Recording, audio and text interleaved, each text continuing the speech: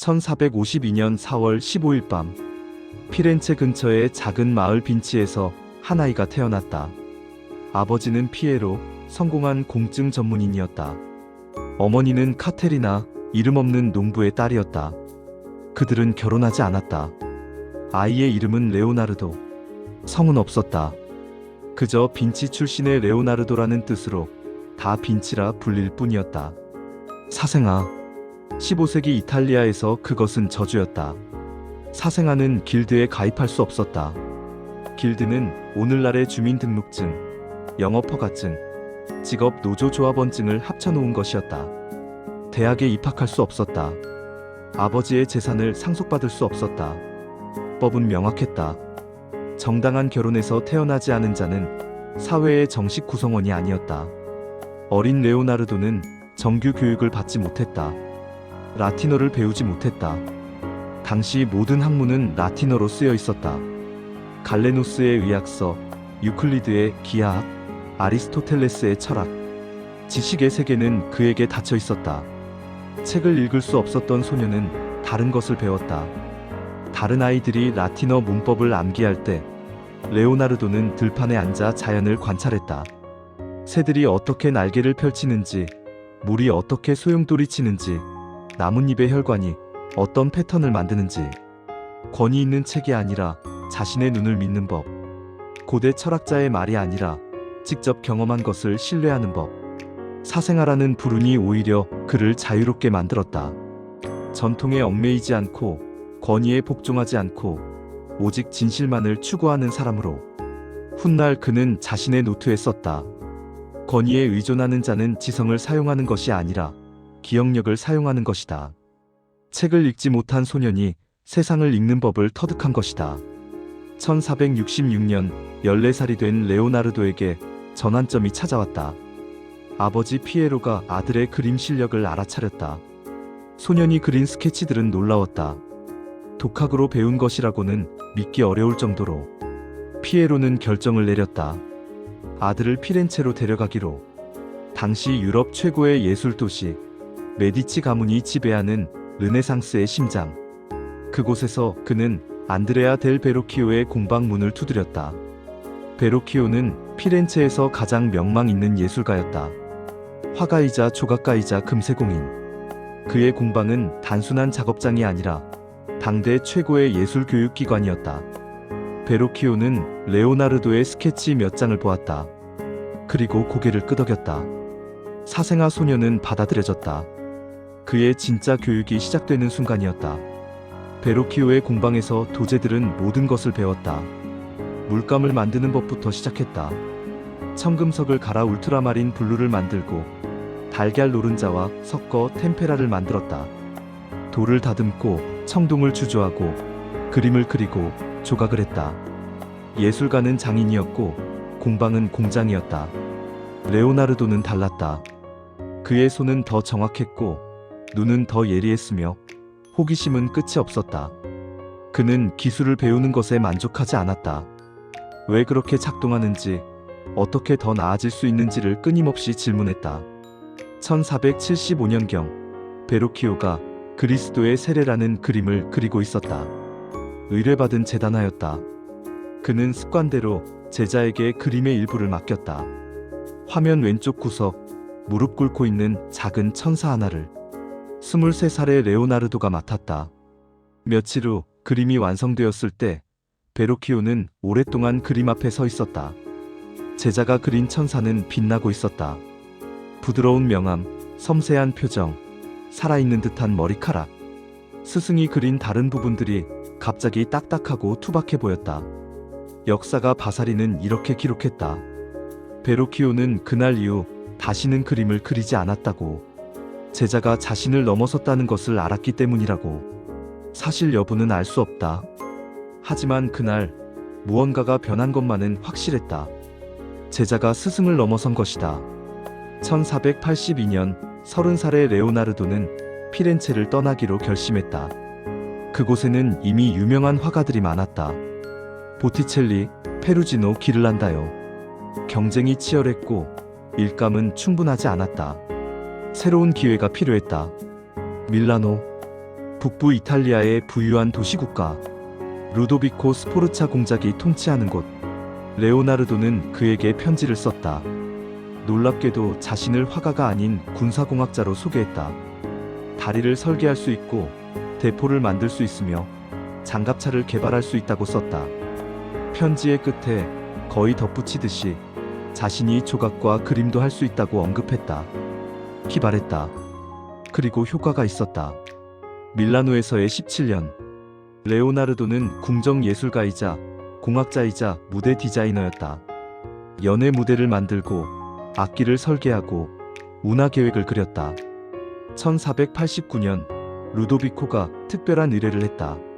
자신의 아버지 프란체스코 스포르차를 기리는 거대한 청동 기마상을 만들어 달라고. 레오나르도의 눈이 빛났다. 이것이 그의 걸작이 될 터였다. 그는 말을 연구하기 시작했다. 밀라노의 마구간을 돌아다니며 수십 마리의 말을 관찰했다. 달리는 말, 뛰는 말, 쉬는 말, 모든 각도에서 스케치했다. 어떤 말들은 해부까지 했다. 근육의 구조, 뼈의 연결, 힘줄의 방향, 모든 것을 이해해야 했다. 그가 디자인한 말은 높이가 7m였다. 당시 만들어진 것 중 가장 거대한 청동상이 될 예정이었다. 하지만 문제가 있었다. 이런 크기의 청동상은 누구도 만들어 본 적이 없었다. 주조 기술도 구조 계산도 모든 것이 전례 없는 도전이었다. 레오나르도는 연구했다. 계산했고 실험했다. 1년이 지났다. 2년이 지났다. 5년이 흘렀다. 루도비코의 신하들이 속삭이기 시작했다. 언제쯤 완성할 것인가? 믿을 수 있는 자인가? 하지만 레오나르도는 여전히 완벽을 찾고 있었다. 말의 다리를 들어 올린 자세가 무게 중심을 잃지 않으려면 어떤 구조가 필요한지, 75톤의 청동을 한 번에 부으려면 어떤 주형이 필요한지. 10년째 되던 1493년 마침내 점토 모형이 완성되었다. 공개된 날 밀라노 사람들이 광장에 몰려들었다. 7m 높이의 거대한 말, 세계의 경이라고 불렸다. 이제 청동을 부어 완성하기만 하면 되었다. 75톤의 청동이 준비되어 있었다. 그런데 1494년 프랑스가 이탈리아를 침공했다. 밀라노는 전쟁에 필요한 무기를 만들어야 했다. 특히 대포가 필요했다. 루도비코는 명령을 내렸다. 기마상을 위해 준비된 청동으로 대포를 만들라고. 레오나르도의 10년이 녹아 무기가 되었다. 하지만 이것이 끝이 아니었다. 1499년 프랑스군이 결국 밀라노를 점령했다. 병사들이 광장에 들어왔을 때 거대한 점토 말을 발견했다. 누군가 관역 삼아 석궁을 쏘기 시작했다. 화살이 말의 몸에 박혔다. 다리가 부서졌다. 머리가 깨졌다. 피가 내렸다. 점토는 물에 녹아내렸다. 며칠 후 광장에는 진흙더미만 남았다. 레오나르도의 인생 최대의 프로젝트는 완성되지 못했다. 하지만 밀라노에서 그가 한 일이 기마상만은 아니었다. 1495년부터 1498년까지 그는 산타마리아 델레 그라치의 수도원 식당 벽에 그림을 그렸다. 최후의 만찬, 예수와 12사도가 식탁에 앉아있는 장면. 레오나르도는 전통적인 프레스코 기법을 사용하지 않았다. 프레스코는 빠르게 작업해야 했다. 젖은 회반죽에 물감을 칠해야 했기 때문에 수정이 불가능했다. 하지만 레오나르도는 천천히 세밀하게 작업하고 싶었다. 각 사도의 표정을, 손의 위치를, 옷의 주름을 완벽하게 만들고 싶었다. 그래서 그는 실험을 했다. 템페라와 유화를 섞은 새로운 기법을 시도했다. 마른 벽에 직접 칠하는 방식이었다. 그림은 완성되었다. 아름다웠다. 유다가 뒤로 물러나는 순간, 베드로가 놀라는 순간, 요한이 슬퍼하는 순간, 모든 것이 살아있었다. 하지만 문제가 있었다. 레오나르도가 사용한 실험적 기법은 습기에 약했다. 그림이 완성된 지 불과 몇 년 만에 물감이 벗겨지기 시작했다. 완벽을 추구하다가 오히려 작품의 수명을 단축시킨 것이다. 1499년 레오나르도는 밀라노를 떠났다.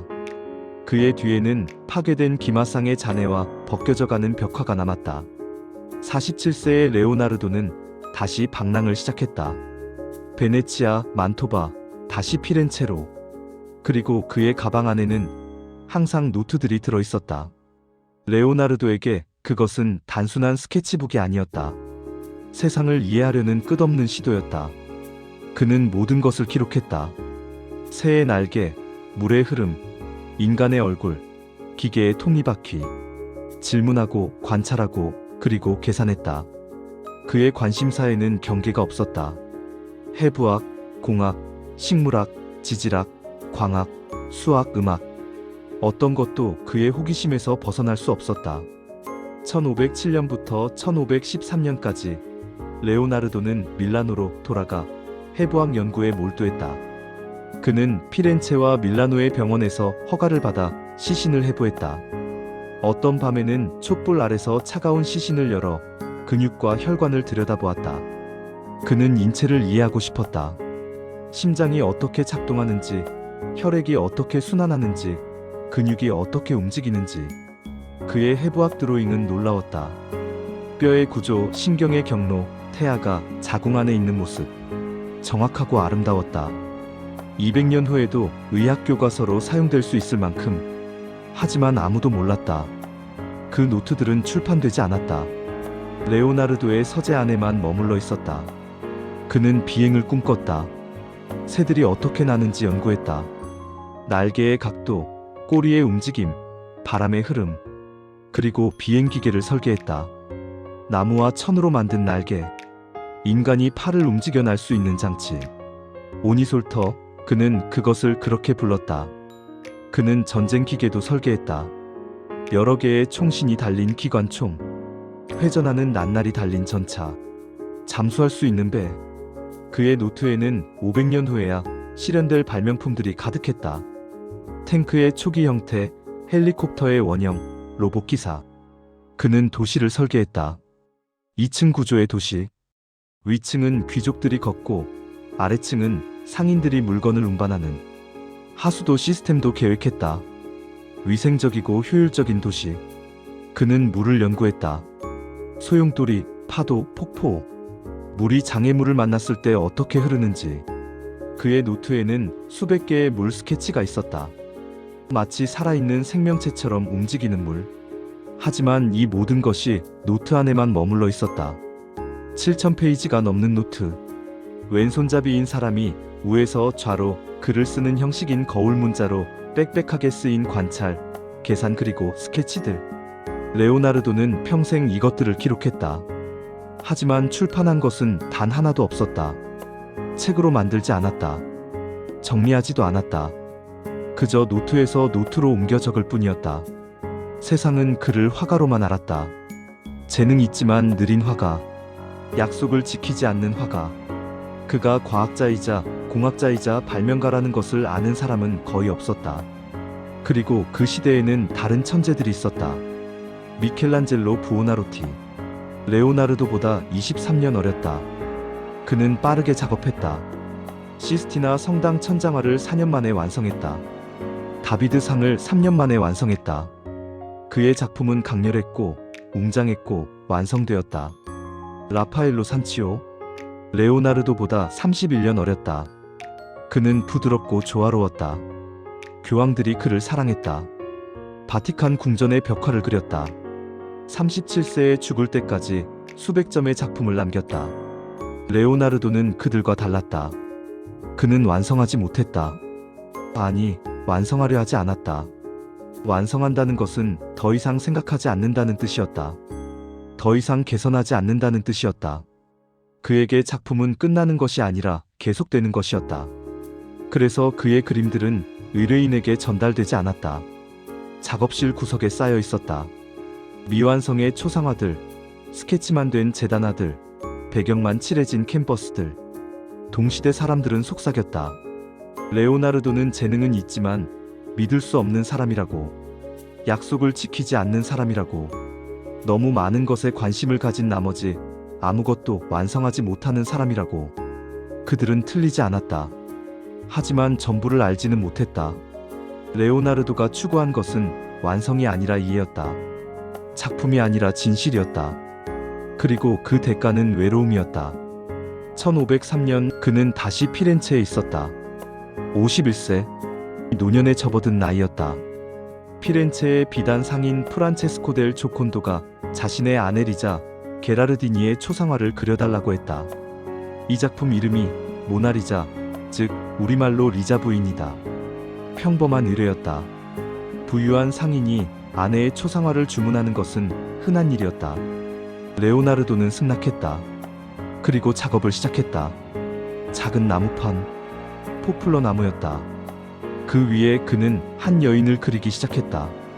리자 게라르디니, 24세, 상인의 아내. 하지만 레오나르도는 그녀를 평범하게 그리지 않았다. 그는 새로운 기법을 시도했다.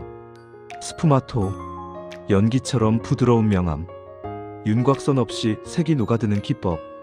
그녀의 얼굴은 안개 속에서 나타나는 것처럼 부드러웠다. 그리고 그 미소, 입꼬리가 살짝 올라간 알 듯 모를 듯한 미소. 기쁜 것 같기도 하고 슬픈 것 같기도 한, 아는 것 같기도 하고 숨기는 것 같기도 한. 몇 달이 지났다. 그림은 완성되지 않았다. 1년이 지났다. 여전히 완성되지 않았다. 프란체스코 델 조콘도가 물었다. 언제쯤 완성되는가? 레오나르도는 명확한 답을 주지 않았다. 그리고 어느 날 레오나르도는 피렌체를 떠났다. 그림을 가지고 의뢰인에게 넘기지 않고. 이것은 큰 의문이었다. 그는 이 그림을 평생 손에서 놓지 않았다. 밀라노로 갈 때도, 로마로 갈 때도, 프랑스로 갈 때도 항상 그의 짐 속에는 이 작은 나무판이 들어있었다. 왜일까? 돈을 받지 못했는데도, 의뢰인이 기다리는데도 왜 그는 이 그림을 넘기지 않았을까? 완벽주의 때문이었을까? 아직 완성되지 않았다고 생각했을까? 하지만 그는 다른 미완성 그림들은 그냥 두고 떠났다. 유독 이 그림만은 가지고 다녔다. 아니면 다른 이유가 있었을까? 이 여인의 미소에 무언가 특별한 것이 있었을까? 리자 게라르디니가 아닌 다른 누군가였을까? 어떤 학자들은 그의 어머니 카테리나의 모습이라고 주장했다. 어떤 이들은 레오나르도 자신의 여성화된 모습이라고 말했다. 진실은 아무도 모른다. 레오나르도는 설명하지 않았다. 하지만 한 가지는 확실하다. 그는 이 그림을 계속 수정했다. 죽는 순간까지. 67세가 되어 손이 떨릴 때까지. 붓을 들 때마다 조금씩 수정했다. 21세기 과학이 그 증거를 찾아냈다. 엑스레이 분석과 적외선 촬영. 그림 아래에는 세 개의 다른 버전이 숨어 있었다. 처음에는 더 젊은 얼굴이었다. 두 번째는 옷이 달랐다. 세 번째는 배경이 달랐다. 레오나르도는 같은 그림을 몇 번이고 다시 그렸다. 덧칠하고 수정하고 또 수정했다. 이 그림은 완성작이 아니었다. 영원한 과정이었다. 끝나지 않는 질문이었다. 어떻게 하면 인간의 내면을 그릴 수 있을까? 어떻게 하면 영혼을 캔버스에 담을 수 있을까? 어떻게 하면 살아있는 것처럼 만들 수 있을까? 그래서 그는 멈출 수 없었다. 완성할 수 없었다. 완성한다는 것은 질문을 멈춘다는 뜻이었다. 레오나르도는 결코 질문을 멈추지 않았다. 그리고 그 미소. 500년이 지난 지금도 사람들이 그 앞에 서서 질문한다. 왜 웃고 있는가? 무엇을 알고 있는가? 무엇을 숨기고 있는가? 어쩌면 그것이 레오나르도가 원한 것이었을지도 모른다. 답이 아니라 질문을, 완성이 아니라 궁금증을. 1516년 64세의 레오나르도는 이탈리아를 떠나 프랑스로 갔다. 젊은 왕 프랑수아 1세의 초대를 받아. 프랑수아는 레오나르도를 존경했다. 그에게 앙부아즈 근처 클루성을 주었다. 관대한 연금도 주었다. 그리고 아무것도 요구하지 않았다. 그저 대화를 나누고 싶다고 했다. 예술에 대해, 과학에 대해, 세상에 대해. 레오나르도는 그곳으로 갔다. 짐은 많지 않았다. 옷 몇 벌, 노트 몇 권, 그리고 세 점의 그림. 세례자 요한, 성 안나와 성모자, 그리고 모나리자. 평생을 가지고 다닌 그림들이었다. 클루성에서의 3년. 레오나르도는 조용히 살았다. 그림을 그리기도 했고, 노트를 정리하기도 했고, 왕과 대화를 나누기도 했다. 하지만 그의 몸은 쇠약해지고 있었다. 1517년 뇌졸중이 왔다. 오른손이 마비되었다. 평생을 함께한 손, 수천 장의 그림을 그렸던 손, 수만 개의 스케치를 했던 손, 그 손이 더 이상 움직이지 않았다. 레오나르도는 왼손으로 글을 썼다. 원래 왼손잡이였으니 글은 쓸 수 있었다. 하지만 그림은 달랐다. 세밀한 작업은 할 수 없었다. 모나리자를 더 이상 수정할 수 없었다. 1519년 5월 2일 레오나르도 다빈치가 세상을 떠났다. 67세 클루성의 작은 방에서 프랑수아 1세가 그의 임종을 지켰다고 전해진다. 그 일화는 확실하지는 않다. 그가 남긴 것은 무엇이었을까? 완성된 그림 고작 15점. 어떤 것은 의심스러웠다. 정말 그가 그린 것인지, 제자들이 그린 것은 아닌지. 미켈란젤로는 400점 이상을 남겼다. 라파엘로는 300점 이상을 남겼다. 그들은 성실했다. 빠르게 작업했다. 약속을 지켰다. 레오나르도는 달랐다. 느렸다. 완성하지 못했다. 약속을 지키지 않았다. 동시대 사람들의 평가는 엇갈렸다. 천재라고 말하는 이들도 있었고 실패자라고 말하는 이들도 있었다. 하지만 시간이 지났다. 50년, 100년, 200년, 그리고 19세기. 누군가 레오나르도의 노트를 발견했다. 빌 게이츠가 1994년에 3,080만 달러에 구입한 레스터 코덱스. 물의 흐름에 대한 연구. 다른 노트들도 속속 발견되었다. 해부학 노트, 비행 연구 노트, 기계 설계 노트. 세상은 깨달았다. 레오나르도가 단순한 화가가 아니었다는 것을. 그는 과학자였고, 공학자였고, 발명가였고, 철학자였다는 것을. 그의 노트들은 수백 년 동안 묻혀 있었다. 아무도 몰랐다. 그가 비행기를 상상했다는 것을, 잠수함을 설계했다는 것을, 인체를 이해했다는 것을, 자연의 법칙을 탐구했다는 것을. 그리고 21세기 2017년 레오나르도의 그림 한 점이 경매에 나왔다. 살바토르 문디, 구세주. 진품 여부가 논란이었지만 4억 5천만 달러에 낙찰되었다. 인류 역사상 가장 비싼 그림. 15점밖에 남기지 않은 화가의 그림이 400점을 남긴 화가의 그림보다 더 비싼 값을 받은 것이다. 양이 아니라 질이었다. 숫자가 아니라 가치였다. 그는 기마상을 완성하지 못했다. 10년을 준비했지만 청동은 대포가 되었고 점토는 진흙이 되었다. 그는 최후의 만찬을 그렸지만 실험적 기법 때문에 완성 직후부터 벗겨지기 시작했다. 그는 수많은 프로젝트를 시작했지만 대부분 미완성으로 남았다. 작품을 완성하는 데는 실패했다. 하지만 그는 질문하는 데는 성공했다. 새는 어떻게 나는가? 물은 어떻게 흐르는가? 인간의 심장은 어떻게 작동하는가? 빛은 어떻게 움직이는가? 미소는 어떻게 그려야 하는가? 그의 질문들은 500년 후에도 유효했다. 현대 항공공학은 그의 새 연구에서 영감을 받았다. 현대 해부학은 그의 인체 드로잉을 참고했다. 현대 유체역학은 그의 물 연구를 인용했다. 현대 예술은 그의 스푸마토 기법을 배웠다. 그는 답을 주지 않았다. 질문을 남겼다. 그리고 그 질문들이 세상을 바꿨다. 완성하지 못한 것이 중요한 게 아니었다. 시작한 것이 중요했다. 시도한 것이 중요했다. 질문한 것이 중요했다. 미켈란젤로는 400점을 완성했다.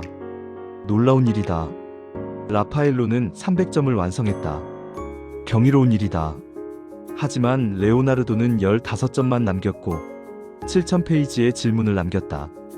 그리고 500년 후 사람들은 여전히 루브르 박물관에 줄을 선다. 세로 77cm, 가로 53cm의 작은 그림 속에 여전히 미소 짓고 있는 그녀를 보기 위해 알 듯 모를 듯한 그 미소를 감상하기 위해 줄을 선다.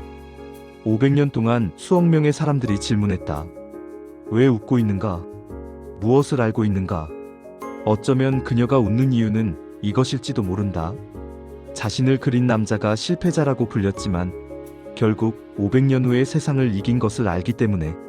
완성하지 못했지만 영원히 기억되는 것을 알기 때문에 15점만 남겼지만 그 작품들이 무한한 가치를 갖는 것을 알기 때문에 레오나르도 다빈치 사생아로 태어나 평생을 방랑했던 남자, 너무 많은 것에 관심을 가져 아무것도 완성하지 못했던 남자, 동시대에는 미켈란젤로와 라파엘로에게 밀렸던 남자.